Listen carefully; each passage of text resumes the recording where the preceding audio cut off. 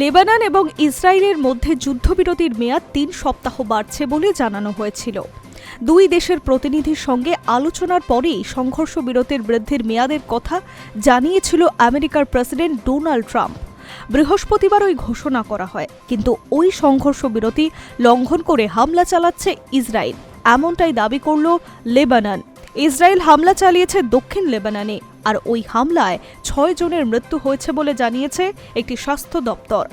ইসরায়েলের সামরিক বাহিনী জানিয়েছে শুক্রবার দক্ষিণ লেবাননের বিন্ট বেজাইলে এলাকায় গুলির লড়াই হয়। তাদের সেনাকে লক্ষ্য করে হামলা চালায় হিজবুল্লাহ।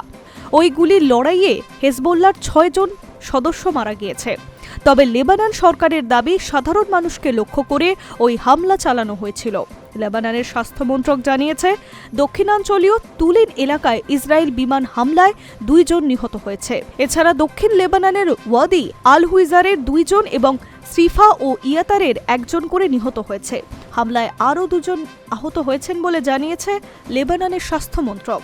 দুই পক্ষের মধ্যে সংঘর্ষ চলার পরে গত ১৬ এপ্রিল যুদ্ধবিরতির ঘোষণা করা হয়। ওই সংঘর্ষ বিরতির মেয়াদ ৩ সপ্তাহ বৃদ্ধি করা হয়েছে।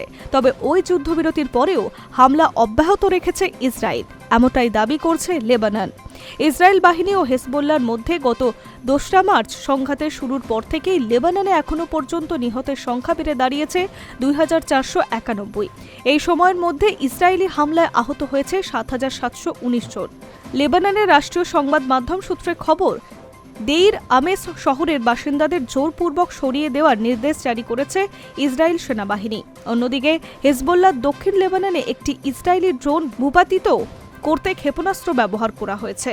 হিজবুল্লাহ ও ইসরায়েল সেনাদের লক্ষ্য করে রকেট ও ড্রোন হামলা শুরু করা হয়েছে। অন্যদিকে সংঘর্ষ বিরতির মধ্যে হামলা নিয়ে প্রশ্ন তুলছে হিজবুল্লাহ।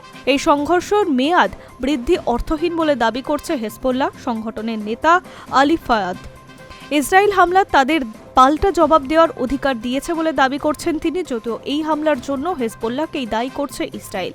হিজবুল্লাহ যুদ্ধবিরতির চুক্তি মানতে চাইছে না, এমনটাই দাবি করছেন বেঞ্জামিন নেতানিয়াহুর সরকার।